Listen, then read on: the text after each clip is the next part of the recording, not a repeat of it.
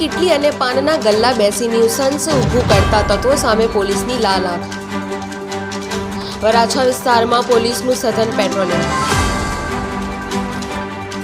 રસ્તા પર દબાણ કરનારા લોકોને પણ પોલીસની ચેતવણી. પોલીસે સ્થાનિક વિસ્તારમાં આવેલ બજાર ગાર્ડન પાનના ગલ્લા નજીક ફૂટ પેટ્રોલિંગ કર્યું.